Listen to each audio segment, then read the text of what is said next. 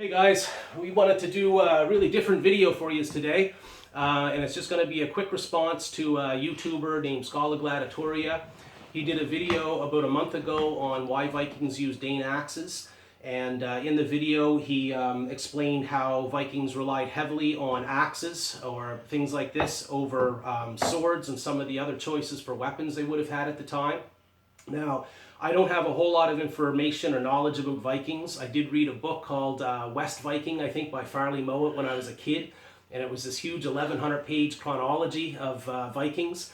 But I don't remember much out of it, honestly, any more than I would out of the Old Testament that I read when I was a kid.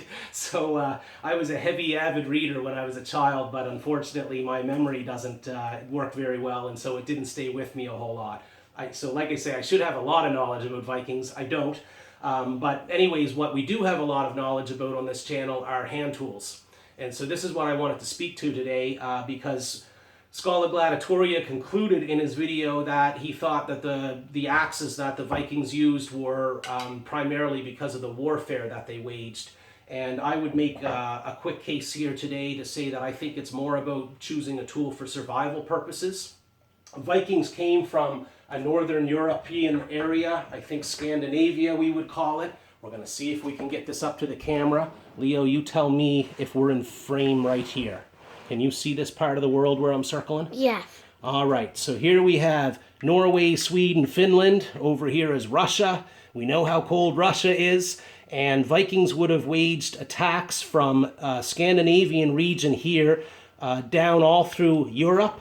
And we know too from Canada, and we know that at some point the Vikings made it over to Iceland, to Greenland, and even over here to the coast of Newfoundland. So their longboats would take them a long ways through cold northern European waters. And you have to picture, if you were a Viking raider back in the day and you were leaving your shores in one of those longboats, you had to pack everything that you needed to take with you into that boat likely. And then when you land on some foreign shore, it's not like you had, residence and stuff set up for yourself when you're there. These people would have had a very, very hard existence doing this sort of thing, even though I'm sure the raiding was lucrative and they did it for a reason. But when you're in cold northern European waters and you're landing on foreign shores where you have no place to shelter and things like that, it's a matter of survival that you have to make fires and things like this.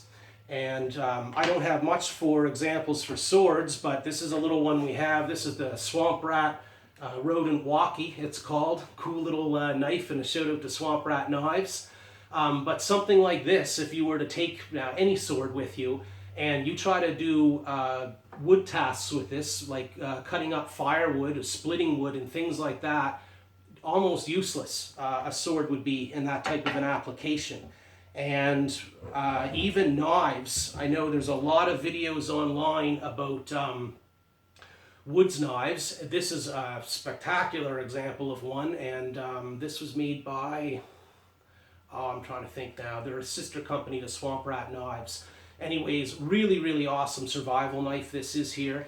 And for cold climates, it has a handle that there's no metal that touches your hand, which is real nice. And there's lots of videos online where you can see people demonstrating how you can split wood with a knife like this, jabbing it in the top and banging it down through and stuff like that.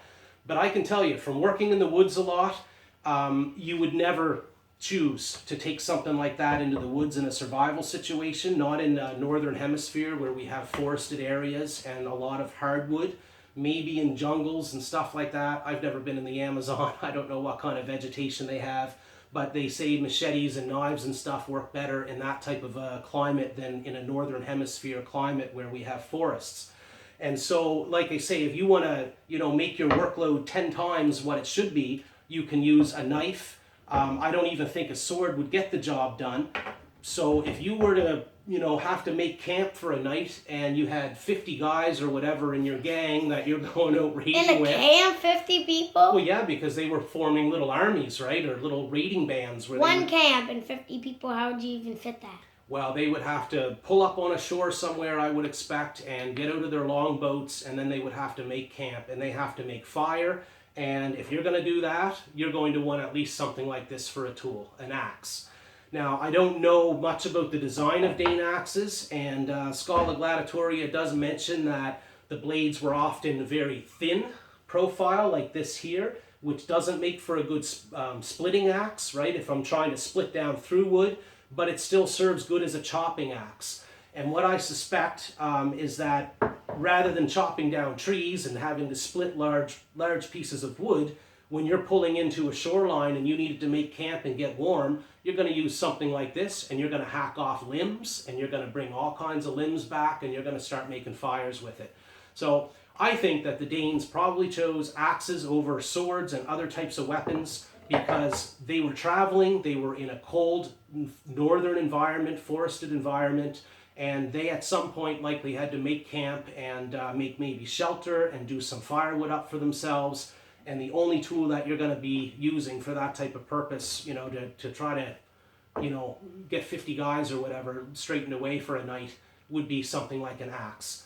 So I suspect, you know, like I say, when they loaded up their longboats to go, if I were to choose between my tools here on the table and think, what am I going to try to survive without for months maybe on end in, you know, raiding parties and stuff, Probably. I'm going to take axes with me, not swords. So. Yeah.